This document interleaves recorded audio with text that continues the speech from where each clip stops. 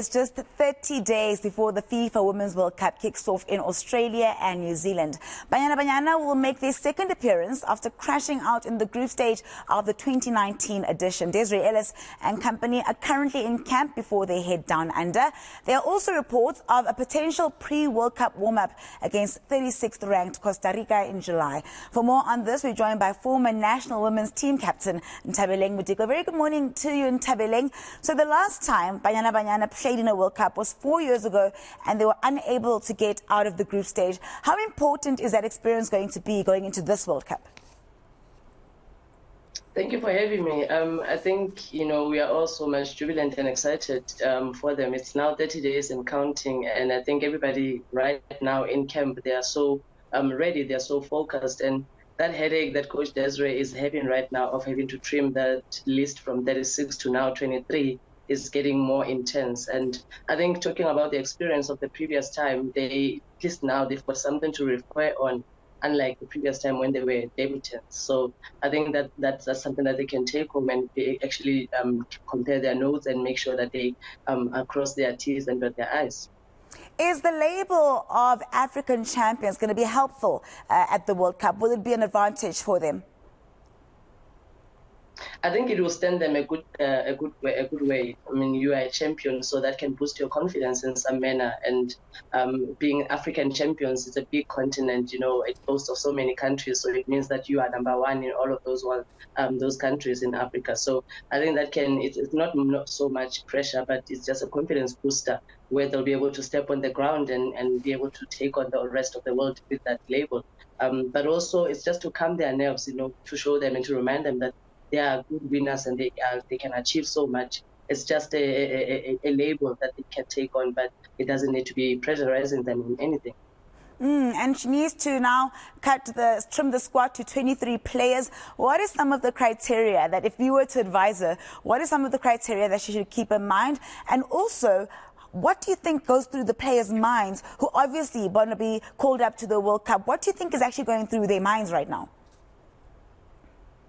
I think, first of all, nerves for the technical team and also the players are like, it's nerve-wracking, every single day you see the players being hungrier and more determined to try and show you that they themselves can also make it into the World Cup. And I think their notebooks as coaches, it's full now in terms of what it is that they're looking for and what is that the players can give to them.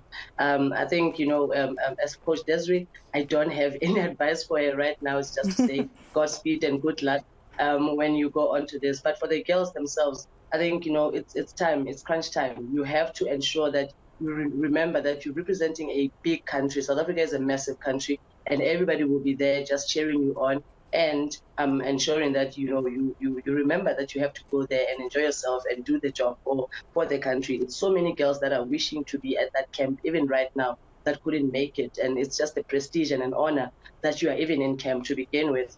So it's just for them to be able to carry the country on their backs and go out there. That's all that they can do. Go out there, do exactly what it is that you've always dreamed of, that you've always wished to do. Don't think of anything else. That's all I can say to them. And good luck to everybody. Yeah, a lot of pressure on not only the players, but Desiree Ellis as well. Just as a final question to you, we saw FIFA announcing that the bonus amount will be increased and also additional amounts will go directly into the players' bank accounts. Nthabeleng, is this a sign that people are starting to take women's football a little more seriously? All over the world, it's always been a statement that each and every player has made.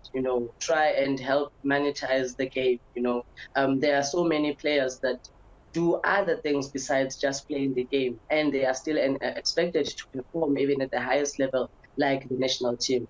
I know even in America, they recently signed that bill that says all monies that are going to the men's side be equal to what is going to the women's side as well. And this can also help to boost the careers of the players, because I can only imagine in the morning I'm a doctor and in the afternoon I have to be a national team player.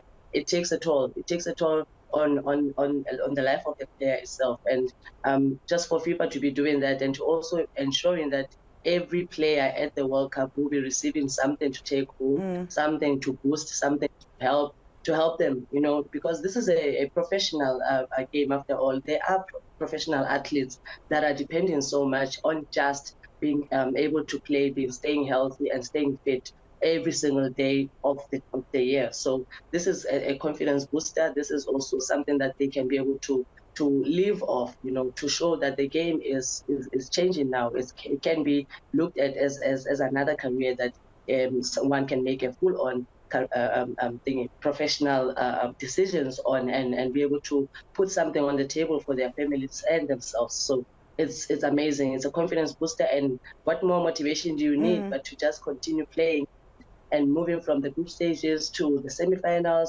I heard the finalists will be receiving something like $270,000. I don't even want to convert because my mind is going crazy in terms of how much is in rent.